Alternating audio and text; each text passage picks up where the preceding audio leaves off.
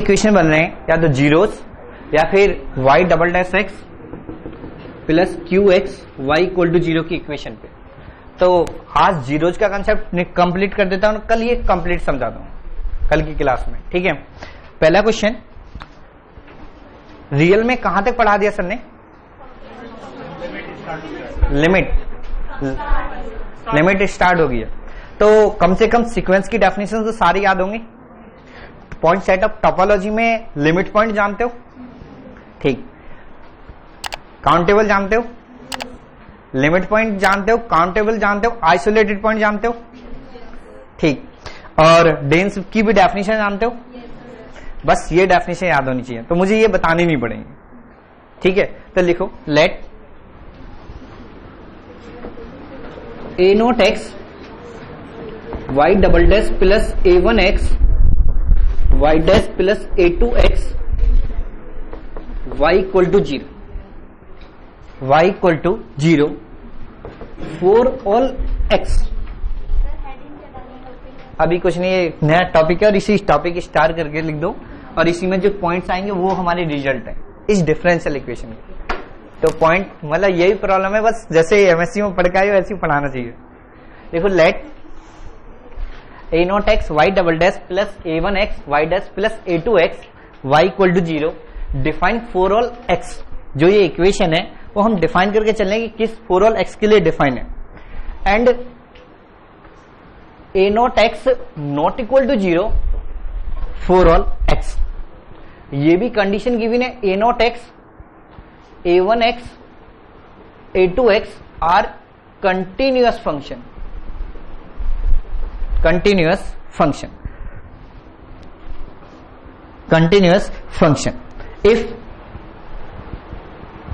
a equal to alpha belongs to R such that y of alpha equal to 0, a equal to alpha belongs to R, y of alpha equal to 0, यानी कि अब हमने एक set define किया, जो set है इसके जो भी सॉल्यूशन है ना उसके जीरोज का सॉल्यूशन का सेट डिफाइन कर रहे हैं, ठीक है। And y x with the non trivial solution, y x with the non trivial solution,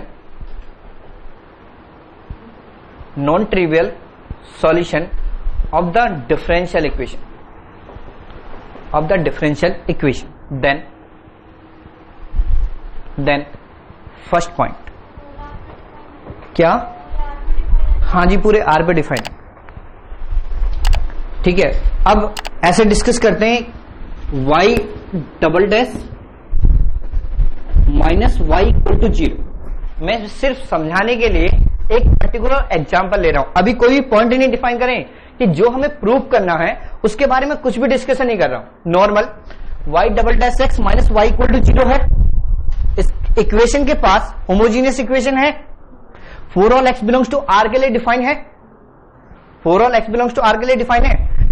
मैं इसके पास y of x equal to zero इसका ट्रिवियल सॉल्यूशन है, जो ये गिवन डिफरेंशियल इक्वेशन है इसके पास y of x equal to zero trivial solution है। मैं इस ट्रिवियल सॉल्यूशन की बात नहीं कर रहा क्योंकि मुझे क्या गिवन है, yx with the non trivial solution.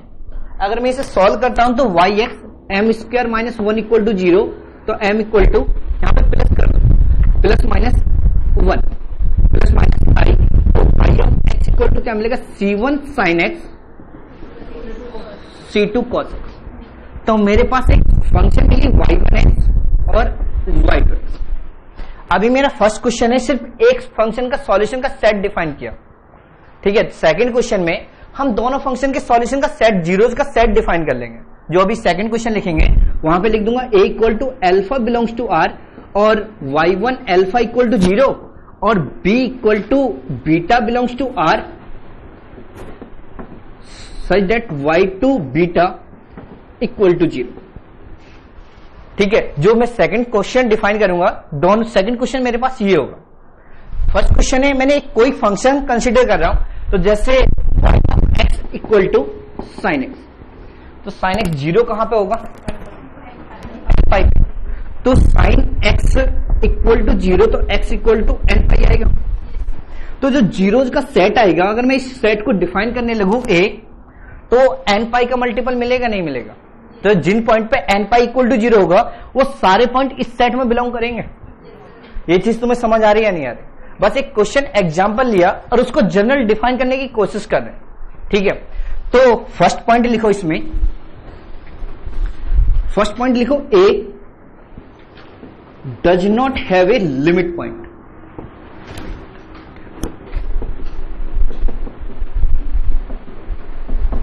A does not have any limit point, any limit point।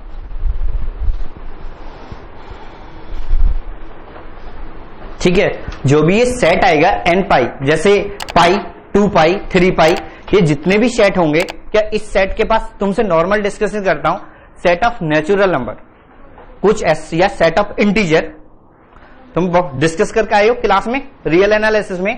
देखो, अगर तुम्हें ये सारी चीज समझ नहीं आई ना, जो मैं तुम्हें पहले एग्जांपल बता रहा हूं, तो इसमें से कुछ भी समझ नहीं आएगा। अब जो भी क्वेश्चन आएगा, यहां से अभी तक लास्ट के 4-5 ईयर से कंटिन्यूअसली पेपर में क्वेश्चन पूछा जा रहा है। ठीक है, तो यहां से बताओ, जो भी सेट आएगा, सेट ऑफ नेचुरल नंबर या सेट ऑफ इंटीजर, उस सेट के पास लिमिट पॉइंट होता है क्या? नहीं होता। तो यही लिखा है, a does not have any limit point. पहला स्टेटमेंट ये। अगर मैं सेट ऑफ नेचुरल नंबर की बात करता हूं, तो क्या सेट ऑफ नेचुरल नंबर के पास या सेट ऑफ इंटीजर के पास, क्योंकि जो सेट आया वो n पाई का मल्टीपल आया, और n किसको बिलोंग कर रहा है? इंटीजर को। तो जो पॉइंट्स मिले हैं वो पाई, 0 पाई, 2 पाई, ऐसे पॉइंट्स मिले या नहीं मिले? ये सारे पॉइंट्स कैसे हैं? आइसोलेटेड पॉइंट है या नहीं? जब लिमिट पॉइंट नहीं है तो उस सेट के पास क्या मिल रहे हैं? Isolated point. तो अगर किसी सेट के पास लिमिट पॉइंट नहीं है, तो उस सेट के पास जो भी पॉइंट होगा वो कैसा पॉइंट होगा? Isolated point. ये चीज समझ आई? थर्ड, रियल में तुमने क्या पढ़ा? जो सेट ऑफ नेचुरल नंबर या इंटीजर है, तुमने टेस्ट में भी क्वेश्चन आया ये कि अगर कोई सेट आइसोलेटेड है तो वो सेट काउंटेबल होगा नहीं होगा? Every isolated set is countable. ये स्टेटमेंट पढ़ा तुमने? नहीं पढ़ा? तो जो ये सेट होगा वो सेट कैसा होगा? काउंटेबल। पहला स्टेटमेंट है कि उसके पास कोई लिमिट पॉइंट नहीं है। उसी स्टेटमेंट से हमने कनेक्ट किया कि वो सेट क्या है, उसके सेट के जितने भी मेंबर हैं वो सारे पॉइंट्स कैसे हैं? आइसोलेटेड। सेकंड, थर्ड, उसी स्टेटमेंट को कनेक्ट किया और वो थर्ड स्टेटमेंट है कि जो सेट है वो कैसा है? काउंटेबल। अगर काउंटेबल हो गया, थर्ड केस, अगर वो बाउंडेड हुआ, मैं तुमसे नॉर्मल पूछ रहा हूं, जो सेट है, इंटीजर का सेट आ रहा, वो मैं बाउंडेड कर दूं और इनफाइनाइट कर दूं, तो क्या पॉसिबल है? तुम्हारे पास रिजल्ट है ना बेल्जिनो-वरस्टास थ्योरम कि every infinite and bounded set has a limit point, तो वो कंट्राडिक्शन आ जाएगा। अगर वो बाउंडेड हुआ तो वो फाइनाइट होगा, और फाइनाइट हुआ तो बाउंडेड बोल सकते हैं? बोल सकते हैं। इफ एंड ओनली इफ का रिजल्ट दे रहा हूं जब, तो जो भी ये पॉइंट है, बेसिकली तो मेन पॉइंट तो यही है ना। अगर मैं इस जीरोज के कंसेप्ट को रिलेट कर रहा हूं तो मेन पॉइंट तो ये है। इस पॉइंट के बेस पे मैं 5 क्वेश्चन कोई भी डिफाइन कर सकता हूं, 5 क्वेश्चन तो डिफाइन कर सकता है नहीं। तो सेकंड पॉइंट लिखो, every x not belongs to a, every x not belongs to a, every x not belongs to a is isolated point. Every x not belongs to a is isolated point. Third point लिखो, third point में लिखो, a is always countable set, a is always countable set. Next point लिखो, next point में लिखो, a can not be bounded, a can not be bounded, can not be bounded and infinite, can not be bounded and infinite. और last point लिखो, A is finite, A is finite if and only if A is bounded, A is finite if and only if A is bounded। ये चीज समझ आई या नहीं आई? अब यहां पे इसको प्रूव करने के लिए मुझे 3-4 स्टेटमेंट की रिक्वायरमेंट है, जो रियल में वो मैंने लिख लिए थे और वो यहां पे लिखवा देता हूं, जिनको मैं यूज करूंगा इसके प्रूफ में। फर्स्ट पॉइंट लिखो, every infinite and bounded set, every infinite and bounded set every infinite and bounded set has a limit point. Every infinite and bounded set has a limit point. इस पे second point लिखो, every non-trivial solution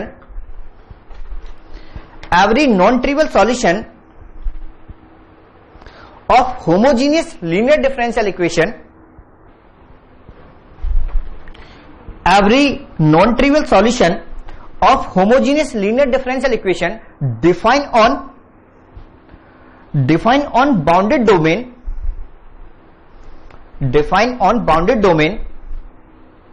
has finite number of zeros. Has finite number of zeros. Has finite number of zeros. Third point, f is continuous if f is continuous at x equal to a. अगर ये function continuous है a point पे, तो हम एक sequential approach भी तो लिखते हैं या नहीं लिखते, कि अगर a n कोई भी सीक्वेंस a पे कन्वर्ज कर रही है तो f ऑफ a n किस पे कन्वर्ज करेगी? f ऑफ a पे. थर्ड पॉइंट क्या है मेरे पास, कि अगर वो सीक्वेंस है तो वो किस पे कन्वर्ज करेगी? f ऑफ a पे. अभी तुमने ये नहीं पढ़ा, ये जो पॉइंट है ये नहीं पढ़े हो, और जो मैंने ये सेकंड पॉइंट लिखा है ना, सेकंड पॉइंट नेट में पूछ लिया गया, इसे अंडरलाइन कर लो एक ऑप्शन में. जो CSR में क्वेश्चन पूछा गया था उसका एक ऑप्शन ये भी था. ठीक है, थर्ड इसका प्रूफ करते हैं. ये रब कर दूं,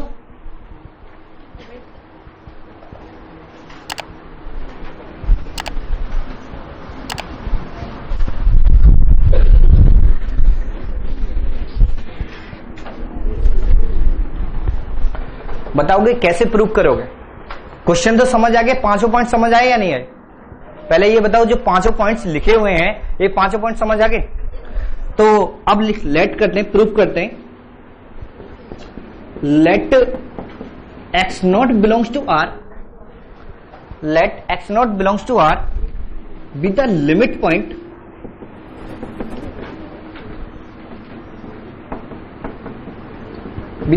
पॉइंट ऑफ a. हमने ये मान लिया कि उसके पास लिमिट पॉइंट है, जो हमारे पास सेट है उसके पास लिमिट पॉइंट है. तो फिर हम मान के चलें there exist sequence xn, there exist sequence xn. किस टाइप की सीक्वेंस? सीक्वेंस फॉर ऑल, या फिर sequence such that xn not equal to x naught, not equal to x naught for all n, not equal to x naught for all n, and xn converts to xn, sorry x naught, xn converts to x naught. यहां तक सभी को समझ आया? बस वो definition ये लिखी है कि हमने ऐसा कुछ मान लिया कि इसके पास लिमिट पॉइंट है, तो एक ऐसी सीक्वेंस जरूर मिलेगी जो इस पॉइंट पे कन्वर्ट कर रही होगी. ठीक है, अब क्वेश्चन में yx जो हमारे पास सॉल्यूशन था वो नॉन ट्रिवियल सॉल्यूशन है. अगर वो नॉन ट्रिवियल सॉल्यूशन है तो ये कंफर्म है कि मान के चलने की नॉन ट्रिवियल सॉल्यूशन था, सॉल्यूशन ही मान के चल रहा हूं, तो अगर सेकंड ऑर्डर डिफरेंशियल इक्वेशन का सॉल्यूशन है तो कंटिन्यूअस होगा. तो मैं मान सकता हूं लेट yx, या फिर yx इज कंटिन्यूअस फंक्शन. अगर yx कंटिन्यूअस है तो yxn कन्वर्ट किस पे करेगा? yx नॉट पे. yxn किस पे कन्वर्ट करेगा? yx नॉट पे. अब मैं तुमसे नॉर्मली पूछ रहा हूं कि yxn कंटिन्यूअस फंक्शन है, और जो xn सीक्वेंस है वो a सेट में बिलोंग कर रही है नहीं कर रही है? अगर ये सीक्वेंस a सेट में से बिलोंग करे, क्योंकि मान के चलने x not be the limit point of a, तो जब इस सेट में से ये सीक्वेंस बिलोंग कर रही है yxn बिलोंग्स टू, तो yxn की वैल्यू क्या मिल रही होगी? 0 मिलेगी या नहीं मिलेगी? क्यों? क्योंकि yxn इक्वल टू क्या मिलेगा? 0. ब्रैकेट में लिखो xn be the sequence of a, xn be the sequence of a. ये चीज समझ आई या नहीं आई? अगर ये xn 0 पे कन्वर्ज कर रहा है तो यहां से इंप्लाइज कर सकते हैं y of x not equal to 0। y अगर ये सीक्वेंस 0 पे कन्वर्ज कर रही है तो y ऑफ x नॉट की वैल्यू भी किस पे कन्वर्ज करेगी? 0 पे। ये चीज समझ आई या नहीं? अब मेरा तुमसे, जैसे रियल में तुमने कुछ स्टेटमेंट पढ़े हैं, तो किसी सेट को क्लोज और क्या चेक करते हो? ओपन चेक करते हो। तो अगर किसी सेट को क्लोज चेक करना है तो कोई भी पॉइंट अगर लिमिट पॉइंट है उस सेट का और उस सेट में बिलोंग कर जाए तो वो सेट कैसा हो जाएगा? क्लोज हो जाएगा। तो यहां से इंप्लाइज कर सकते हो कि ए इज क्लोज सेट। और यही क्वेश्चन नेट के पेपर में 3 बार पूछा गया। 14 के पेपर में देख लेना, सिर्फ इतना सा डिफाइन किया, एक सेट डिफाइन किया और सेट डिफाइन करने के बाद z of f equal to 0 और ये फंक्शन के बारे में 4 ऑप्शन लिख दिए, ओपन, क्लोज, बाउंडेड, इस टाइप से अनबाउंडेड। तो यही क्वेश्चन था वहां पे जो 14 या 15 के पेपर में, नेट के पेपर में।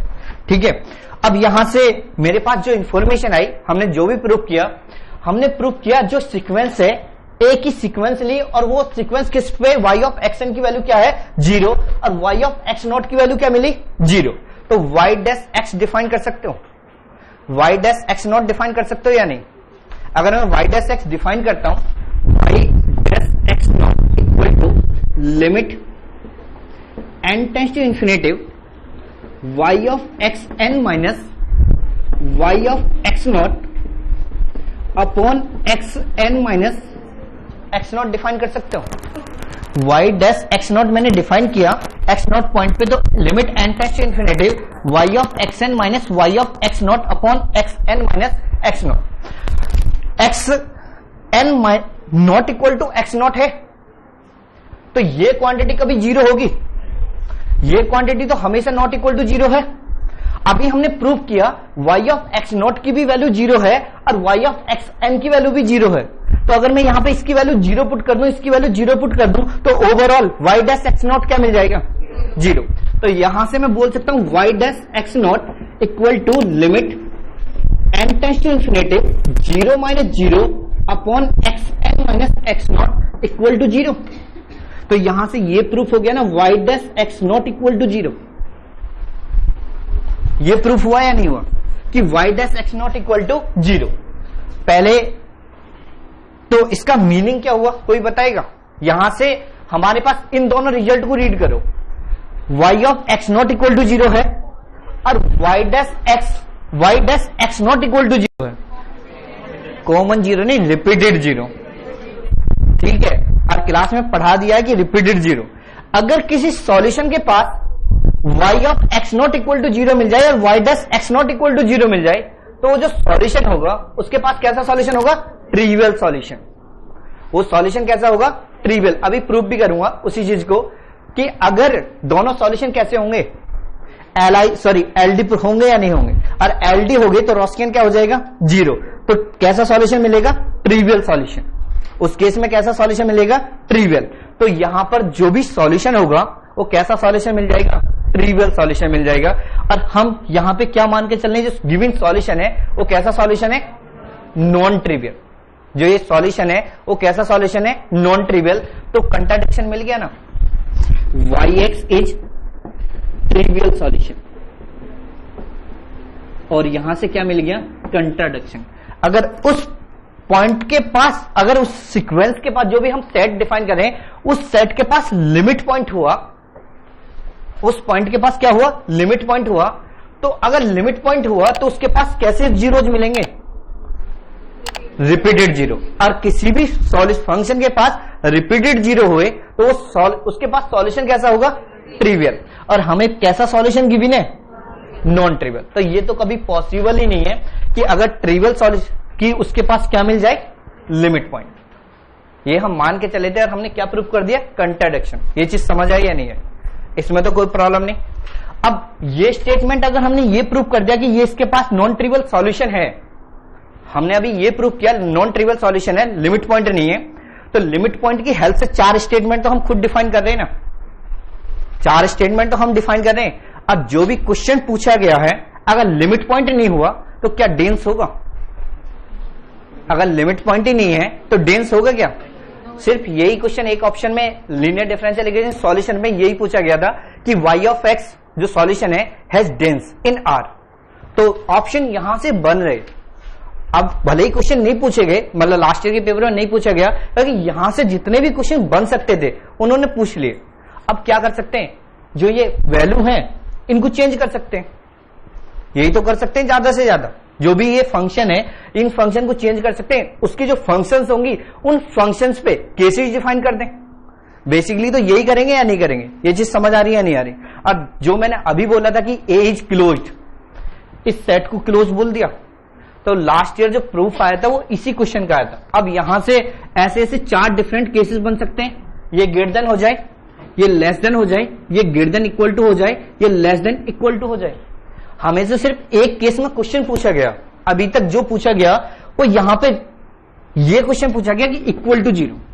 वो ऑर्डिनरी डिफरेंशियल इक्वेशन का क्वेश्चन था, लेकिन कंटिन्यूटी, कोई भी रियल एनालिसिस की बुक देखो वहां पे इस सेट को अगर greater than equal to, less than equal to या ग्रेटर देन या लेस देन, ऐसे 4 केसेस बनाए तो वहां पे 4 टाइप के क्वेश्चन और बन सकते हैं। सेट क्लोज होगा, ओपन होगा, बाउंडेड होगा या फिर अनबाउंडेड होगा। तो वो चीज तुम्हें खुद देखनी पड़ेगी, मैं सिर्फ बता रहा हूं कि कहां से क्वेश्चन पूछा जा रहा है। तो ये चीज समझ आई या नहीं है, इसके किसी को कोई डाउट इसमें। अब यहां पे एक कंफ्यूजन आया कि सर आपने ये बोल दिया कि इसके पास रिपीटेड 0 है, इसके पास ये सॉल्यूशन है, तो उसके पास हम कैसे बोल रहे हैं कि उसके पास ट्रिवियल सॉल्यूशन होगा। ठीक है, तो ये लिखते हैं, पहले इसे प्रूव करते हैं।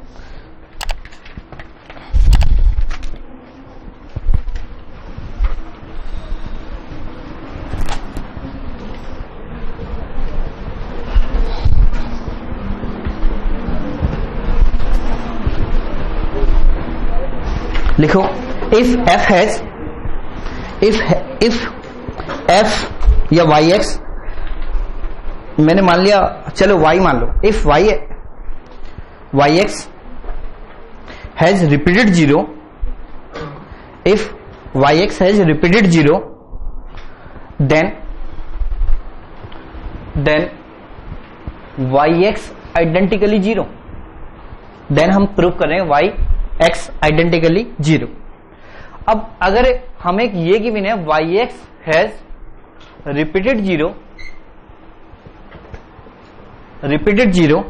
तो यहां से क्या मिलेगा, y of x not equal to 0 और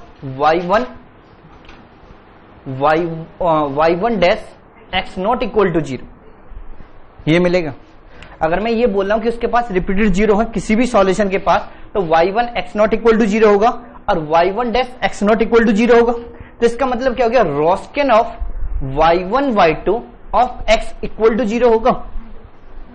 y1 ऑफ x नॉट पे ये क्या मिलेगा, x not equal to 0, implies रोस्केन of y1 and y2 identically 0। अगर रोस्केन एक पॉइंट पे 0 हो गया तो आइडेंटिकली 0 मिलेगा, नहीं मिलेगा।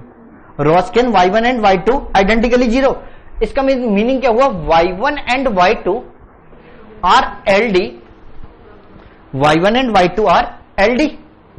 अगर ये दोनों सॉल्यूशन LD हैं और हम ये बोल रहे हैं तो इसका मतलब क्या हो गया, y1 is LD solution for every y2, for every y2। कोई भी y2 डिफाइन करो, y1 इसका कैसा सॉल्यूशन होगा, LD। ऐसा कौन सा सॉल्यूशन है जो हर y2 के लिए LD मिलेगा, 0 सॉल्यूशन। तो वो कौन सा सॉल्यूशन होगा, तो y ऑफ x कैसा सॉल्यूशन मिल जाएगा, आइडेंटिकली 0। y ऑफ x कैसा सॉल्यूशन मिलेगा, आइडेंटिकली 0। ये चीज समझ आई या नहीं? वही चीज मैं यहां पे यूज कर रहा हूं कि y of x not equal to 0, अगर उसके पास ट्रिवियल सॉल्यूशन है तो सॉल्यूशन LD होंगे।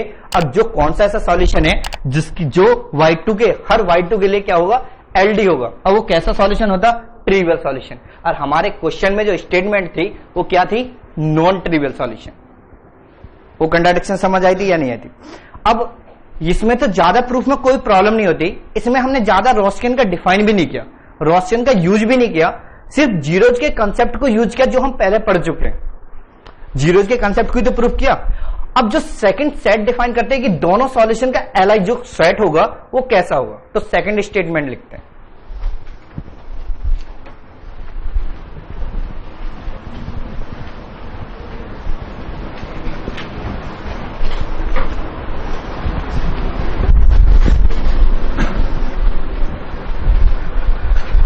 लिखो let y1 and y2, let y1 and y2 are to Li solution, y1 and y2 are to Li solution of the equation 1, या फिर 1 लिख दो ना, या पूरा स्टेटमेंट लिखाऊं ऑफ इक्वेशन 1। समझ तो है ना जो इंफॉर्मेशन है 1 के बारे में, ए नॉट एक्स कंटिन्यूअस और ये सारी इंफॉर्मेशन है इस क्वेश्चन में। सबको समझ आ गया? ठीक है, तो यहां से लिखो हमने एक डिफाइन किया a equal to alpha belongs to r such that y1 alpha equal to 0, और एक b सेट लिया b equal to beta belongs to r such that y2 beta equal to 0। Alpha belongs to r, y1 alpha equal to 0 और b equal to beta belongs to r, b और y2 beta equal to 0। Then ठीक है, अब यहां से देखो मेरे y1 x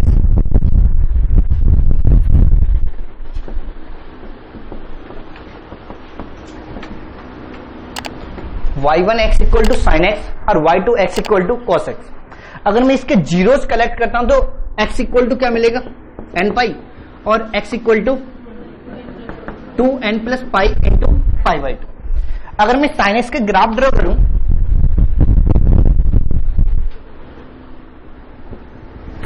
cos x के ग्राफ कुछ ये जाएगा। ये ग्राफ समझ आ रहे हैं या नहीं आ रहे? इसके जो जीरोज हैं n पाई हैं, ये इसके जीरोज हैं, और इसका जीरोज कितने हैं? ये इसके जीरोज हैं cos x के जीरोज, ये पाई बाई 2, ये 3 पाई बाई 2, फिर 5 पाई बाई 2, ये सारे जीरोज मिले। ये 0 पाई 2 पाई 2 पाई, ये सारे किसके जीरोज मिले? साइन एक्स के।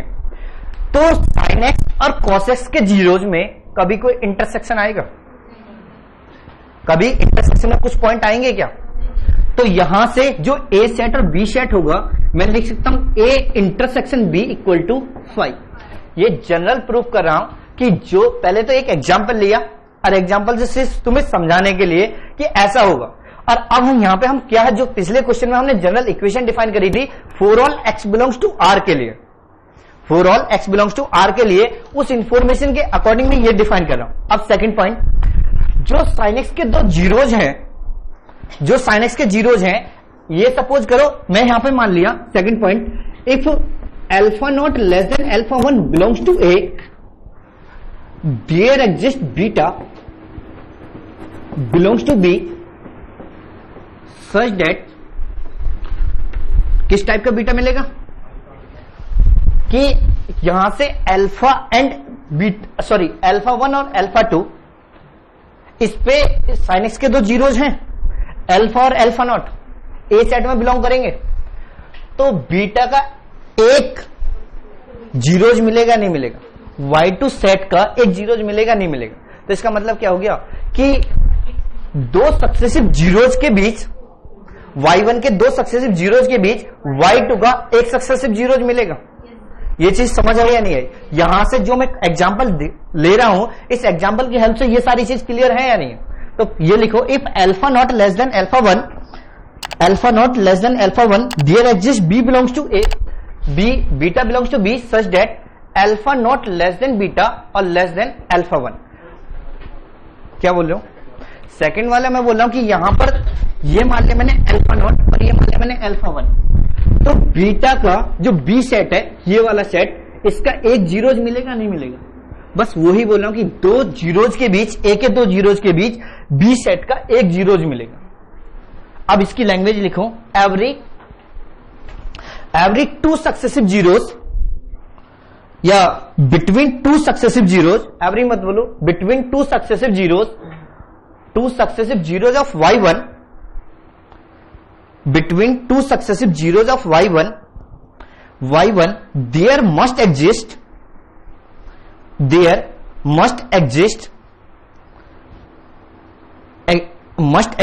exactly one zero,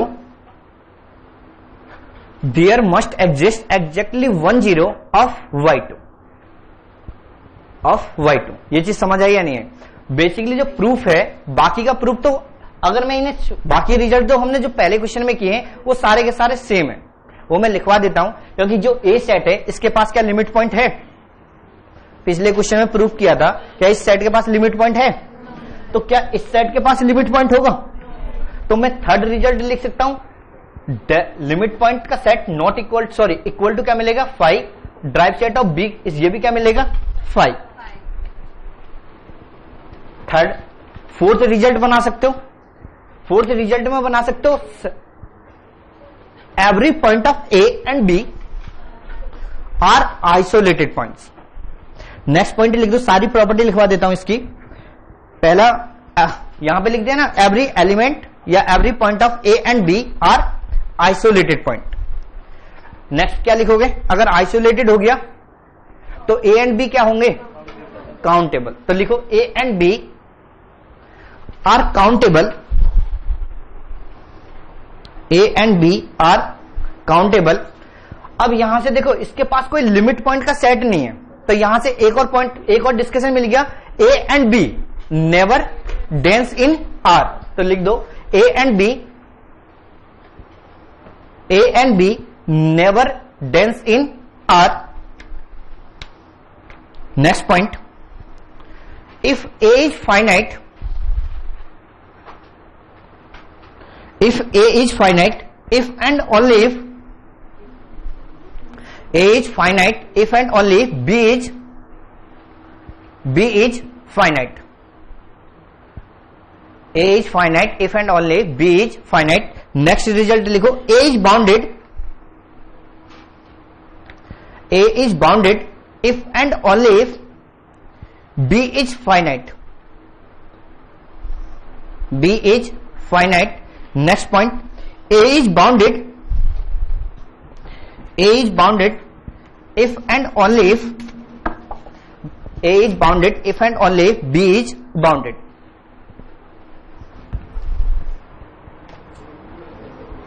B is bounded.